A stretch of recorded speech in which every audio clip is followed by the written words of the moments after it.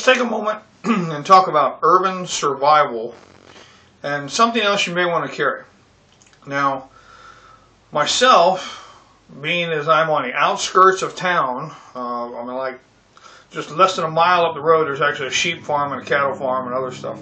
Well, excuse me, the traffic goes by out there. But something you might want to carry if you're downtown would be a hammer instead of an axe or a hatchet.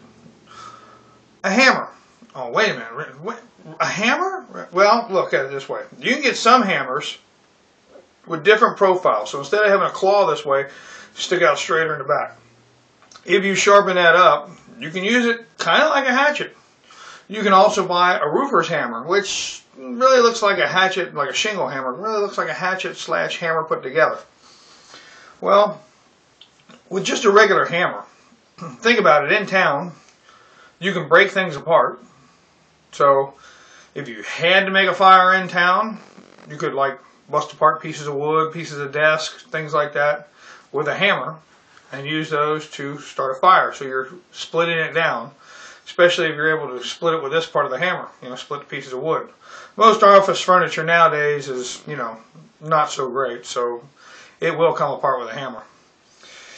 You can get into the vending machines to get instant access to food. This is like, end of the world kind of thing. I don't want you to think, the electric went out, I'm going to go down and get myself a snack out of the vending machine. It doesn't work that way. But anyway, so a hammer, it looks less threatening. If you have one of these in your, quote, get-home bag, you throw it underneath the desk, it's got extra pair of shoes and, bottle and some other things in there underneath the desk, and in your little bag, and you can tell people, oh, that's just my gym bag or whatever. They see a hammer in there, you say, well, I got a couple tools I keep with me, like a screwdriver and a pair of pliers and a hammer, just in case. And that's a nice thing to have with you at your work under your desk. It's nice to have anyway. Different hammers. You could have a hammer like this. You could have one shaped kind of like that. You could have the old mallet, big heavy-duty hammer. Sometimes they get a little bit larger. They call them single jacks.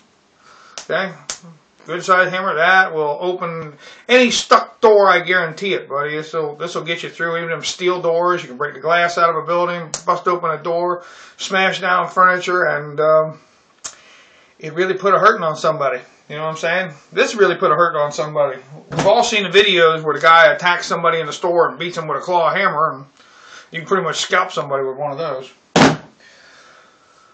A rock hammer. Well, if you sharpen that up, that's just like a little miniature blade, and a lot of blacksmith guys take these and they'll turn these into scorps for cleaning out bowls and doing woodworking with them. What they'll do is they'll leave the hammerhead on here, and then they'll flatten this out a little bit more and make it a little bit wider, and they'll use this as a chisel for doing woodworking stuff. So different things they do with these hammers, but this you could stick that in the corner of a door. You can get these in different sizes. You can get these a little bigger too. Stick this in the door and pry with it, and bust with it, and do other things with it. This rock hammer, you can get them with a pointier point on them also instead of this flat one. Different things you can do. So in town, this would be, I needed a hammer for work, and this was an old hammer I had laying around, and so I just use it for this. But I didn't want to bring my other hammer in because whatever. You can tell somebody whatever. Most of the time they'll believe it. So. You could throw this in a bag and leave it on the bottom. Nobody'd ever know you had it if you left it under your shoes in your little bag you keep underneath the desk. What I'm getting at is if they see a hammer, they're less likely to get more excited if they see you carrying a tomahawk or a hatchet or something like that in your bag. But you could use the hammer in a lot of ways that you could use the tomahawk. And you could break into things and do other stuff. This is strictly end of the world, got to get home kind of thing. One of those kind of bags. Just something I wanted you all to think about today was, maybe in town, a hammer.